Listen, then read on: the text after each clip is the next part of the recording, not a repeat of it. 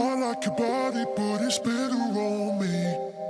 I like your body, so put your body on me. I love your body, put your body on me, so everybody can see. Put your body on me. All right, everyone, welcome to the show this morning. We have Tom McConnachy joining us for another episode. Tom has just finished his managing career at Jet Sterling and he's moving on to different avenues in his career. So welcome, Tom. What's been happening at the moment in your life? Well, mate, as you would know, with career-wise, mate, it's all changing for me. So yeah, 2 years, 3 months, and 21 days to be exact. That's just as manager as well. Like Jets was, and it still is going to be, luckily, part of my life for 7 years now. I mean, with all these new changes as well, you're going to learn a lot about yourself, which is good, and that's what you want to get you to the next step in your career too. Oh, 100%. Like, mate, just because I'm, a few years ahead doesn't necessarily mean that, I'm going to stop learning. This is going to bring a lot of characteristics and traits out in myself that either have been dormant, because obviously it's a bit more full on. It can be a little bit more confrontational than just telling someone to put their weights away. Yeah. And potentially things that I just never knew I had in me. So I'm ready. I'm prepared. It's going to be an eye opener for myself. That's for sure. Correct. And obviously when you're a gym manager, you're always that front of house type of guy. People walk in, you're speaking to them. How do you feel like that impacts someone when they're going to the gym? Because I know, like, the first time I walked into Jets, I was like, wow, who's this guy at the front? Like, it was amazing for me because I've heard the stories of a few other gyms where, they're not like full on, they don't really care who you are. Whereas Jets has really got that personal connection that I've thought that you've been able to add that to the gym as well. Mate, the people in fitness is really the make or break. Like the person that you walk in and see, like first impressions are everything. So the person that you meet at the front is ultimately going to determine whether or not you stick it out, and that's the gym that becomes your home, as it was with me when I was your age stepping in, or whether or not 3 months down the track when you don't see the six pack straight away that you decide to dip and try something else. So anything sort of people based, customer service based, it's the people that make it. So I made it very much my prerogative was to make sure that people felt welcome, people felt the community, people felt the culture. And before I took over, Jet Sterling wasn't in that place. It was in a very, very different state to what I've left it. So no, that was, look, take away the business side of things, take away, wanting to make it profitable for now my former boss, unfortunately. Whether it's about growing members, like doing all the upgrades that we did, none of that would have been possible without making sure that the people running the show, the first face that you see, the people wearing the Jets logo, are the correct people and they're fostering the correct attitude. Yeah, I mean, you've done really well in that as well, because obviously, like I've said, I've thoroughly enjoyed it there while you've been there over the past 18, 19 months, I think I've been there for, which has been great. And obviously it's going to be handed into good hands now. So we certainly trust. We certainly trust that it's going to be good hands. Like it's not easy to replace. Like, I'm not trying to blow smoke up my own butt here, but in like, this is general. Any managerial, any sort of face, like the face of role, it's difficult to replace, especially if it's a long-term stint. Like, it's going to be something completely different for everyone. Yeah. So it's a challenge, but we trust that we've chosen the right person. That's for sure. What have you loved most about working at Jets? Mate,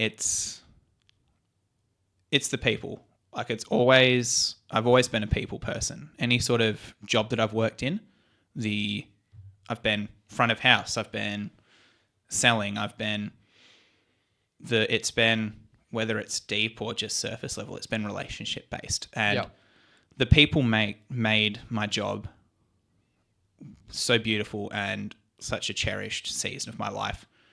It was like I had an incredible boss, not only in terms of like on the more micro level with my business owner, Damien, but also climbing the ladder with our state director, with our CEO, with other managers, with members. It was the people are second to none. And if you're in business, you understand that culture is it drives your growth. Like you understand that's the thing. And I had rough days. Like I loved every single minute that I could call Jet Sterling mine. But we had days that were tough. We had days where we lost members out of nowhere, where I was run off my feet. And sure, business-wise, it was a great day, but I was running on fumes. But knowing hard. that I could, mate, look, 99 times out of 100, you see me doing absolutely nothing. And even for me, that's hard because I love doing things. I love people. Yeah. If the gym is empty, It goes slow. mate, it drags. But if you walked in, if any of the other members that I've now formed personal relationships with that are going to last outside of the gym walls, that could turn my day around. Like I could sit down with you, I could talk with you about literally anything. And next thing you know, that 4 hours in the morning where I was just twiddling my thumbs, gone, forgotten. Yeah. So it's always, for me, regardless of the job, the people that make it special. Yeah, I totally agree with that as well. I think you've summed that up really well and nicely too. How do you think gym is so important for everyone? Well, like if you obviously the main thing is physical fitness. Like I mean, this is my personal take on it, but like for example, like I don't get how people enjoy running. Like Fair enough. Yeah. for me, I'm like, how? In the same way that runners probably don't understand why me moving heavy circles is exciting. But like taking away the physical fitness, people like sometimes don't see the other benefits straight away. It's a much deeper thing. So mentally, like go look at many studies as to how physical fitness impacts your mental health. Like mentally, it is so good for you. Like whether you're there for the social aspect or not is a different story, but that's therapy. It releases good endorphins and hormones. Oh, totally. Like give it long enough, you're going to see an improvement in your self-esteem and your view of yourself, because you're going to see hopefully positive physical changes. I'd also add self-confidence in there too. Oh, because 100%. the belief you have in yourself to know that you'll be able to create something that you've never had before, that adds to you that you've never had. Oh, absolutely. Like I've become a much more self-assured person through my now 7 years in the gym in many different aspects. And look, no one's ever going to look at themselves and be 100% happy. Like let's not beat around the bush with that one. There's always going to be parts of yourself that you don't like, and that's okay as long as you deal with it in the right way. But to look at yourself and at least be, proud of what you've achieved. And looking for improvements isn't a sign of being unhealthy mentally either. No. I think it's a very good thing. It's just the way in which you approach it. But your self-confidence 100% goes up as you see what the work that you put in bear the fruit that you want. Correct. So, and especially like for me personally, it's not for everyone, because you'll have people walk into the gym headphones on. They don't want anything to do with anyone, not because of the person that they are, but they're at the gym to Get stuff done. But socially, especially with what we've tried to do at Jet Sterling, but also it's just the Jets thing. I've been at multiple Jets clubs as a member, and I've worked out at many Jets clubs in the state as well. And the whole point of Jets is the community and family aspect. We're not, run on a big corporate level with one person running the shots. Every club has their own flavor, has their own methods, has their own little family. So socially, you can speak for that yourself. Oh, I totally, think, yeah. like emotionally and mentally, that helps a lot. Knowing that you've got people that are welcoming you in, that are supporting you and helping you to move towards your goals. That knowing that you can take your headphones off and you might have a good conversation with someone you've never ever met. Yeah. The next thing you know, they're your gym buddy.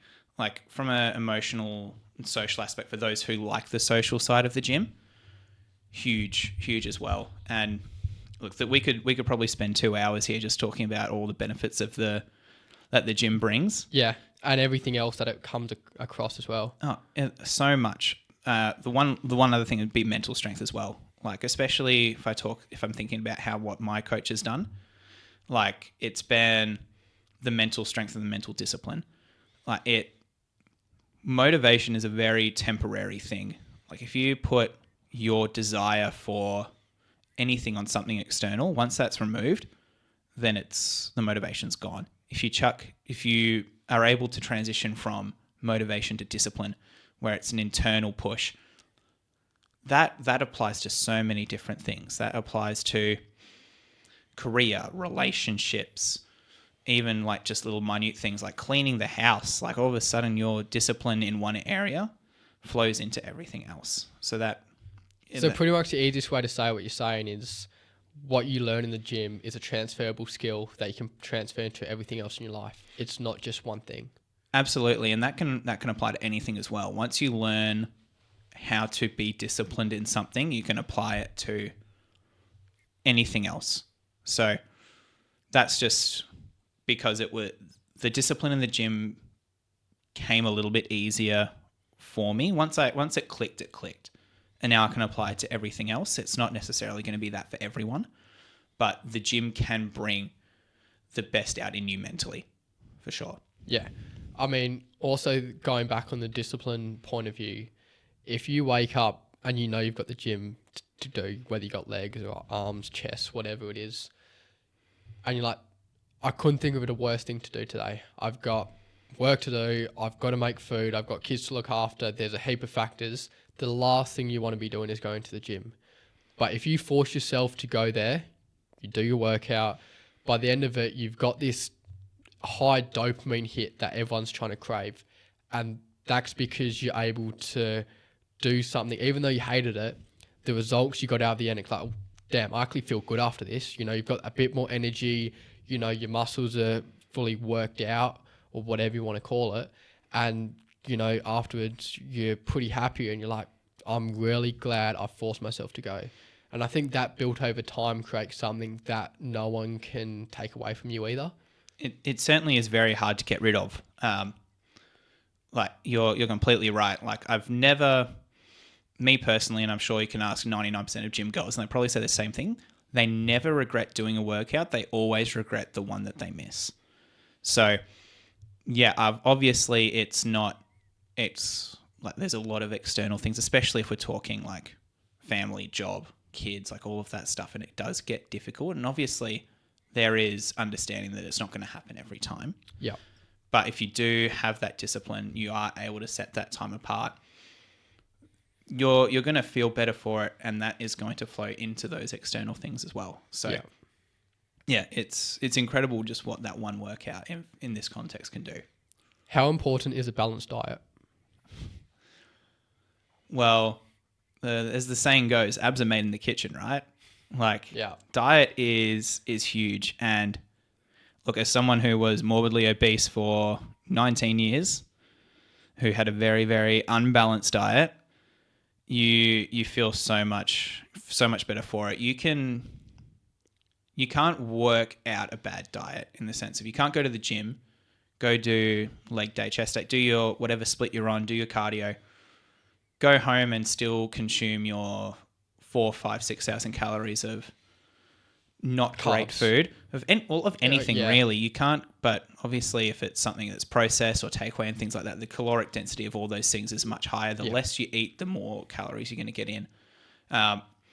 You can't get around that. Like you can run marathons and still gain weight if you really, really tried. I'd be very impressed, but it's possible. So to work out diet is the biggest, is I'd argue bigger. Like you can also lose weight without going to the gym. Yeah. Like if you just sort your diet out, you just get your general activity up, you can see the results that you want to see. But I would stress diet over working out Any day of the week. Any day of the week. Yeah. I've got people who I've talked to who are friends of mine, and we've helped to improve diet, and they've seen incredible results without even having to step foot into the gym, just by like walking around the block. So if you can sort your diet out and then combine it with the gym, you're going to see the body fat drop. You're going to hopefully see strength increase, muscle mass increase. You're going to see the full rounded effect, as opposed to just focusing on one over the other. And what you put into your body is what you get out of your body. Like the better fuel that you put in, you're going to get better results out of it. I can go smash a zinger box and go do a workout. I can get it done. Am I going to feel great? Probably not. But if I have, so what I normally would have before a workout is a bowl of oats with some brown sugar. I know sugar, naughty. Yep. But, I get my carbs in before my workout. My carbs are great fuel. And yeah, I'm able to push some relatively decent numbers and feel pretty good for it. So if there would be one lane that I'd choose to emphasize over the other, just for the general person, it'd be diet. And it's the easiest thing to stuff up. Well, it's to sort out, but also I'd say it's not the easiest thing to sort out because food can be hard. Expensive. Just as you get dopamine out of a workout, you get dopamine out of food. Like, I love sitting down and eating a good meal, and totally. You feel joy from putting good food in good tasty, well, bad tasty food, good tasty food. Like you get enjoyment out of it. Yep. So it can be really hard to fundamentally change that, especially if you have an emotional connection to it. As I did growing up, it was if I was bored, I ate. If I was sad, I ate. If I was happy, I ate. It can be very difficult and the easiest thing to stuff up and the thing that requires a little bit more education than what some people give credit for, because a lot of things that people class as healthy but you don't fully understand nutrition to the basic extent and it can go sideways really quick. Yeah. So yeah, it's once you've got it sorted and you've got the basics down, that's when it gets easy. But at the start, it can be very, very difficult. Protein powders or creatine? Not a very controversial take, but if you've got the right diet, you don't need anything else on top of that. But if I was to choose... Which one? If I had to choose one, most people are probably... Creatine? Yeah, probably better off on creatine because protein powder... It's not necessarily that. Like protein powder is... Look, there's no such thing as a magic formula when it comes to supplements, unless it's the naughty supplements, and that's a conversation for another day. But in fact, even then, no. Like you can talk to anyone who's in pro bodybuilding and it's still work, diet, and then the extra on the side. But with protein powder, there's nothing magic in protein powder that brings you gains. It's just getting your protein intake up to where you need it to be if you're not getting it from your regular everyday diet. And then that's what goes back to your diet for what you're putting in. Precisely. Like I used to take protein powder and look, I still take it from time to time. I don't spend money on it because I'm trying to save money because it can get expensive. If I get free samples, obviously I'm going to have it. Yeah. But I tried to switch to a whole food diet to make sure that made sure my protein intake from there was more than sufficient. And you can ask a couple of my ex-teammates with Jets as to how much protein I get, because some of them have seen it can be a little bit too much and the results of that are not fun to be around. But with creatine, there's a little bit more to it. So it is harder to get your recommended dose of creatine to keep your muscles saturated from food alone. It is naturally occurring, just like a lot of supplements are. It's just fully derived and refined to where it's just the purest, like a pure form of it, just as protein powder is. But with creatine, it does keep your ATP, CP stores full. Yes. Which for weight training is huge. Anyone who's done PE studies knows that that's the anaerobic system. Yeah. Exactly. And having your 5 grams a day keeps that fully stocked up, ready to go. So you do see strength gains from it. You do see endurance come out of it. You do see, like your strength numbers will go up. Your muscles will get bigger. There is, of course, the slight side effect of water retention, but just managing it. It's water. Like we need water. Muscles that are full of water are healthy muscles and muscles that will work at their best. So if you can deal with that one little side effect, as long as you're not super duper concerned about looking a little bit puffier in the mirror, creatine 100% over protein powder. But honestly, like they're really the only two supplements that I would say for people to Look really, into. to look into. Like as long as you got your diet right, That sorts everything out. they're the only two. Like if we were to do a tier list, they'd be the two. Like protein powder and creatine would be like your top two. Pros and cons. What? Pros and cons, write them down. Suitables. There's certainly more pros to taking them than cons. Yeah. You've done this before, losing weight when you were younger. What's your best food's going to be for a cut? In terms of carb source, potatoes, number one. 100% number one. Carbs get a bad rap. You do need carbs. Like, look, you can cut them out. You're going to see the results. Like, it's not like you see plenty of people have good stories about going keto, carnivore, all of these kind of things. But the truth is that the main energy source for the body is carbohydrates.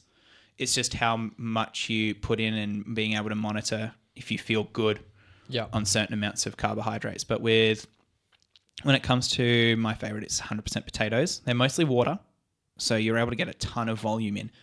For example, so 100 grams of dry rice, we'll use dry, is about 380 calories from memory. It's anywhere between sort of 330 and 380. Whereas to get that same volume out of potato, like in terms of calories, it is over 500 grams. So I believe a kilo of white potato, again, you can fact check this. I'm pretty sure I'm close, but it's about 580 calories for a kilo of raw weight potato. Obviously, you're going to lose a bit of that volume because of water, but great for volume eating. And also in terms of like being satiated, it's one of the highest foods in terms of the satiety index. So if you're looking at cutting, you can make your own chippies and you're going to be a very, very happy person on it. Plus, you're still enjoying your food and not missing out on things you could have done before. Like the most sustainable diet's the one you enjoy. Yeah. When it comes to anything, like you can only put up with eating. Like for me, I tried doing cauliflower rice. I only put up with it for a week. It was horrible. Yeah. You deep fry cauliflower though, and it's really, really good, as I found out last night. But like, you're not going to enjoy something that you're not going to stick to something you're not enjoying. That's just a fact of life, really. So potatoes would be my number one carb. Yeah. My personal favorite protein is chicken breast.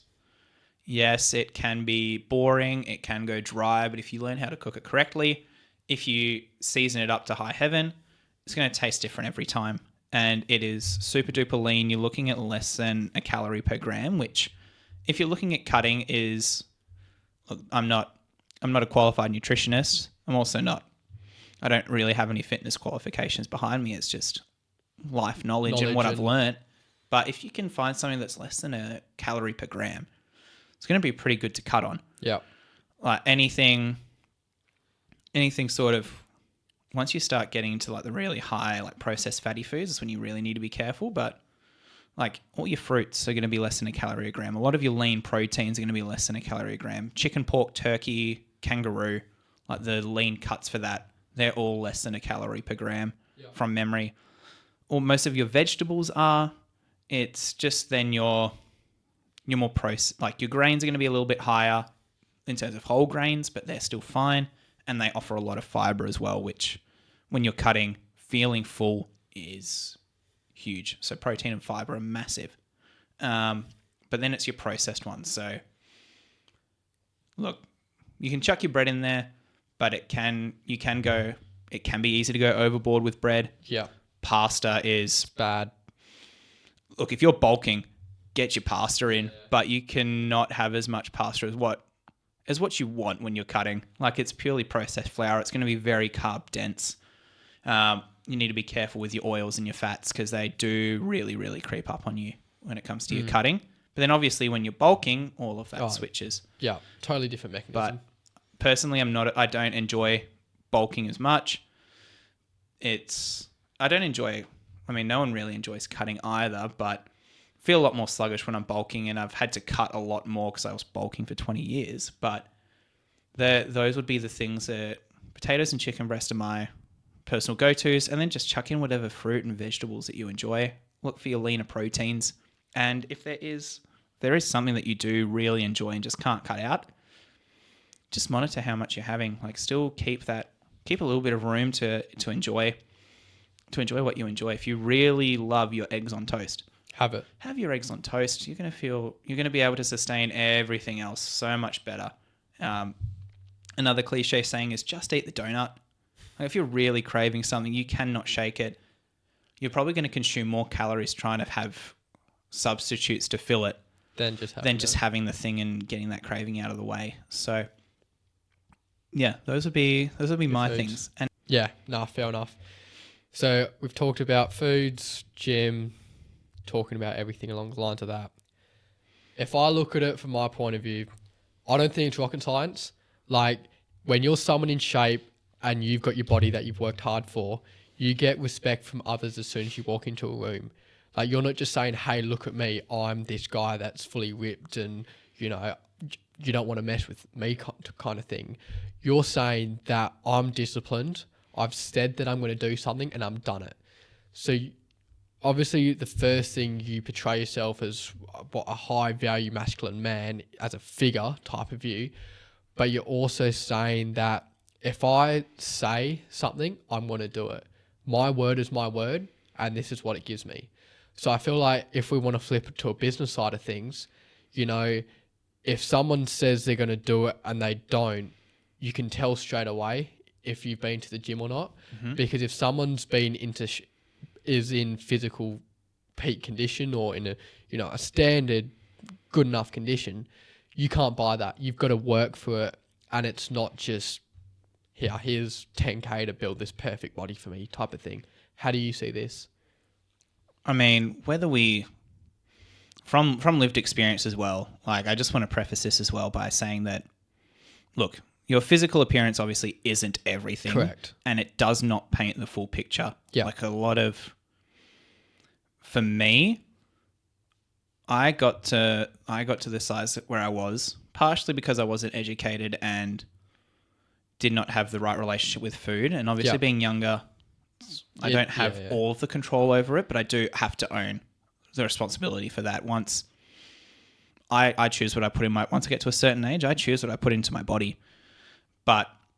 And certain people have medical conditions. There's a lot more to unpack, but the fact of the matter is there is a level of respect that comes from having a fit physical appearance. And it's sad, but I have seen both sides of how I was treated when I was bigger, out of shape than where you are now, than what I am now. And it does, for those who do have the capacity to take control of their physical health, so taking away those who have like physical medical conditions and some mental ones as well, like, it does speak to how you take care of yourself. And people, if we're looking at it from just a man's standpoint, like, you do garner more respect. You are seen as someone who has more capability, is more disciplined, and has the capacity to take on, if we're looking in a business sense, a better role. In terms of where I was at with Jets and in the fitness industry, you don't have to look like Chris Bumstead. It would be great, but you don't have to look like. But you do need to. If you're selling physical fitness and you don't look like you are physically fit. Why should we trust you? Exactly. Like, there is a lot that mentally and societally, if whether we've been conditioned to it or not, your physical fitness says a lot about a lot of things, and people are going to get ideas about you from their first impression, as you found out when you joined the gym, more so from a personality standpoint. But if I walk into the room at randomly, so if I go back to my 150 kilo self, and now let's say I get down to like 10% body fat, 90 kilos, pure muscle, which is never going to happen, unfortunately. But, if I get to that point, you're going to see me in two completely different ways, regardless of what it is that I'm trying to achieve. So while it's not the be all and end all, and if people are taking you at face value and not giving you the time to see your relationship, that's probably more of a reflection on them. But have that understanding that the way that you put yourself together, especially from the physical standpoint, it does have an impact. Yeah. Whether it's not pleasant, it's not a It's just how society happy is. fact of life to take. It's not an easy fact of life, but it is. It's a thing, and I've experienced it. It's not nice. No, absolutely not. Obviously, you got your gym, then you've got your work in there as well. You need some time off. You play futsal for Sterling Brazza. How much of an impact does this have for you on your life? Well, it certainly has a much bigger impact on my life as before I started. So, futsal wasn't my first thing that I took up. I've not been playing that since I was 5 years old, like a lot of people have worldwide. Like, I was a cricketer. I played, it's called football, not soccer. It's football. I played that before futsal.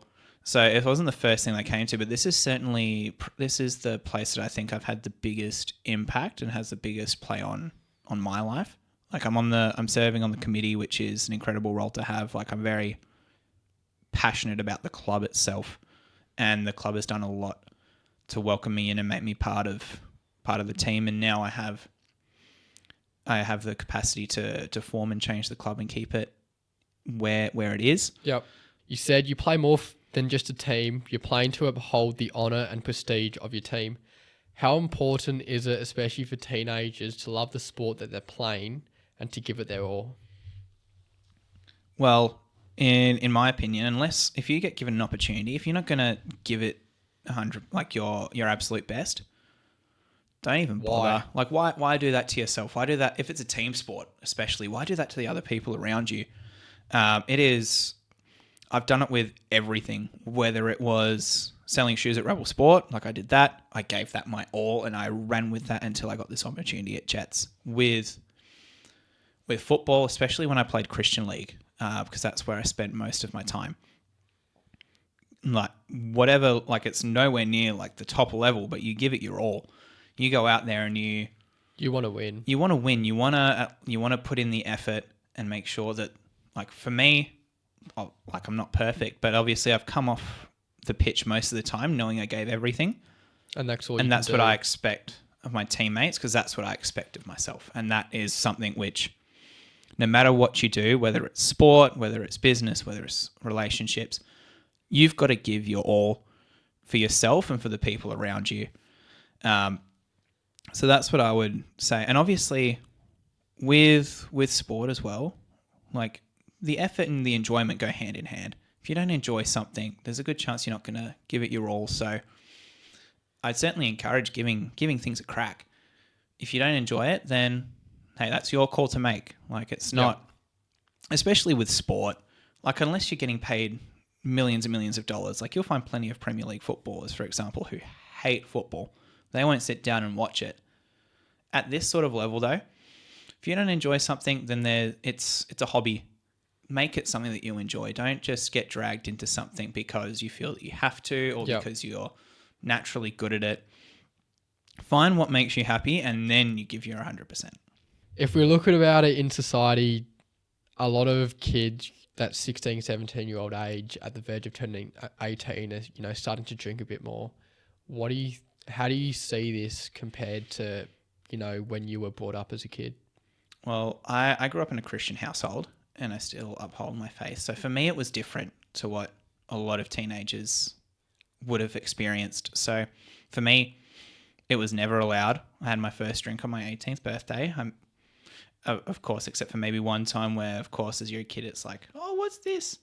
Like, but that doesn't count. So I maintained it until I was 18, and I'm very glad that I did.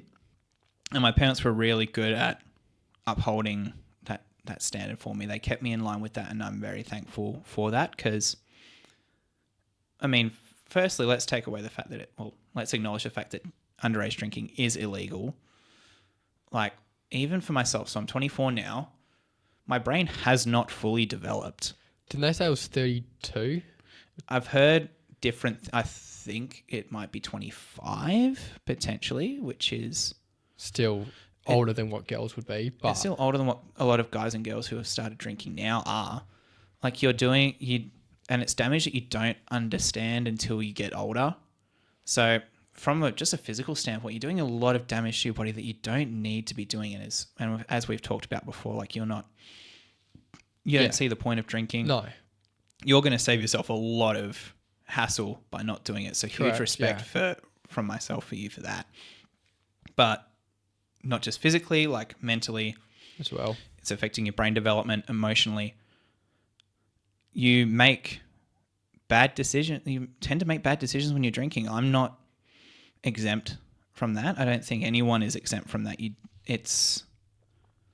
You put yourself into a lot of unnecessary danger by taking those risks. And especially if you're 16, 17, you don't need to be doing that. You don't want to be doing that. But this is not me trying to cast down judgment on anyone, because I've made plenty of mistakes, probably more mistakes than what a lot of people who are underage drinking have, just based on the fact that I'm older. Yeah. But honestly, it hurts me to see, because you don't want to see teenagers making bad decisions and potentially ruining their life What for they could however. have. Exactly. So, look, my encouragement would be, don't do it. It's not as cool as what you think. The peer pressure, it's not worth caving into. Do yourself a favor. You'll thank yourself in the long run, and keep yourself from doing those naughty things that are cool. Your 25, 30-year-old self is going to thank you so much for making that call. Yeah. And there's different levels to it. Obviously, if you're having one a night or something, just coming home from work, as an older guy, that's fine. But I look at it at the moment is if I try something and I like it, I lose. If I try something and I don't like it, I still lose. So that's sort of how I'm able to put that into perspective, and that's what stops me from doing it, even though I don't want to do it as well. So it just depends how you want to view it as well. Yeah, and that's a great way to view it, because especially with something like alcohol, you can probably chuck drugs into the mix with that one too. Yeah, you give it a go and you get the feeling and you regret it. You can't win. Or you love the feeling and next thing you know, you're hooked on it. It is a dangerous place to lose either way. You lose either way. If I'm looking at myself personally, I enjoy a drink. I'll happily have a beer with my mates or a glass of wine with dinner. Yeah. I don't have to. I enjoy it. I understand the risks that I'm taking. And would my life be better without it? Well, it certainly wouldn't be worse without it. No. So, especially while you're at that age, it's just best to not touch it and wait until you've got that full development. At the very least, that self-control. What do you think it takes to be a good man rather than a nice guy? That is a brilliant question. Because it's thrown a lot around loosely these days. Because, a lot of people are like, oh, I want a nice guy. But isn't a good man better than a nice guy? Because he reveals himself truly and he knows that he's doing the right thing, even though you think it might be the worst at that time, but in fact it is. Oh, 100%. There's a huge difference. Nice guys are just going to do what you want. And as much as that might seem good at the time, from experience, no, just doing what someone else wants never works out for either of you. Being the things that a good man has compared to a nice guy, you're looking at integrity. Yep. You're looking at honor. You're looking at strength. You're looking at steadfastness. Let's say, for example, we'll do something really small. Let's just say where you go for dinner. It's something really trivial, but I don't want to go super deep into it. But you might really not want to eat somewhere, and a nice guy's probably just going to cave to it.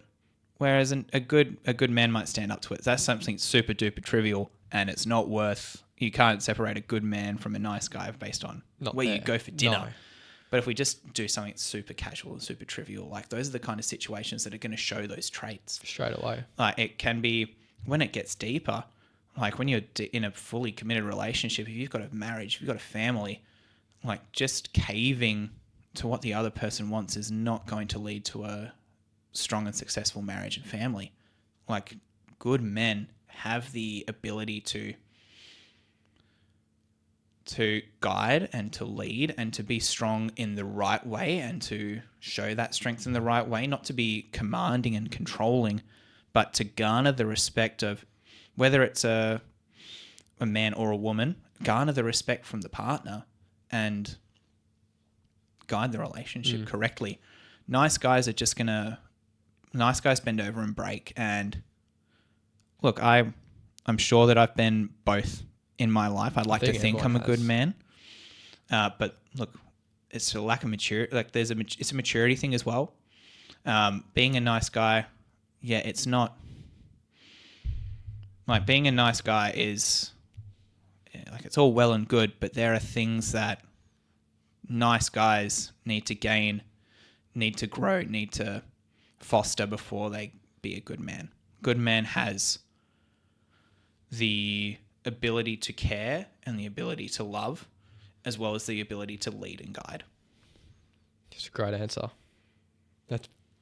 That's very good. And that's experience. You got me thinking that, yeah. If there's anything that any of the guys out here, like, if there's any guys out here watching who are sort of teetering on the edge of like being like, who are sort of in a position where maybe they think that they're just a nice guy or anything, or feel stuck and needing to do that, like, it's okay to say no to things. It's okay to disagree. Learn to say no more than you say yes. It's okay to have your own opinion. Like, you're allowed to disagree with people. Like, here's the thing. Like, nice guys will just agree to, like I said, nice guys will just agree to everything. You can have your point of view. You can disagree with someone and still if we use a relationship or a friendship context, even still come out of it for the better. So have that strength, and people are going to respect you for sticking to what you believe, for sticking to what you think is right or wrong. Whether it is right or wrong is a different thing, but at least you've got the backbone to say, hey, this is what I have. And then also on the other side of that, if you're wrong, having the humility to admit it. Yes. It's okay to be proven wrong. I've been proven wrong many times. And it's okay to be that, be humble, take it, grow from it. Good men will have that maturity and have that capacity to do that. It's just to be aware of things.